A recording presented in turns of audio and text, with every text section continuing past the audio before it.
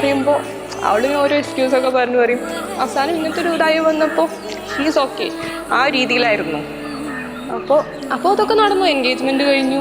ഇപ്പോൾ ഈ കല്യാണം എത്തിയെന്ന് തന്നെ എനിക്കറിയില്ല. എനിക്ക് ആക്ച്വലി ഇതൊന്നും അങ്ങനത്തെ ഒരു സ്റ്റേജിൽ അവളെ കാണാനേ ഇപ്പോഴും പറ്റുന്നില്ല.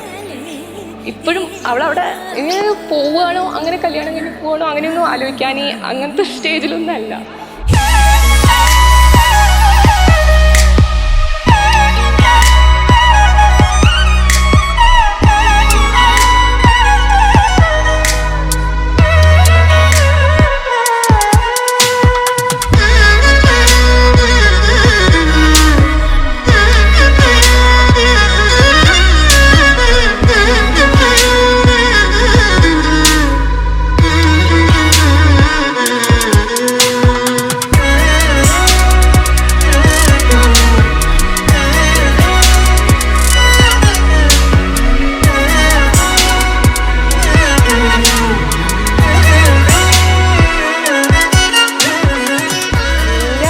ഒരു അനിയത്തിക്കുട്ടി മാത്രമല്ല, ആക്ച്വലി ഞാൻ ജനിച്ചു വന്നത് അവളുടെ കൂടെയാണ്.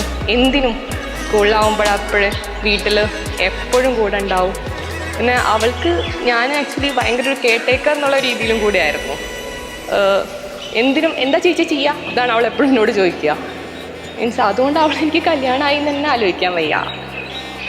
എനിക്ക് അവളിപ്പോഴും വളർന്നിട്ടില്ല, അങ്ങനത്തെ ഒരു രീതിയിലാണുള്ളത്. കല്യാണമായി വലിയ കുട്ടിയായി അയ്യോ അങ്ങനെയൊന്നും ആലോചിക്കാനേ പറ്റുന്നില്ല.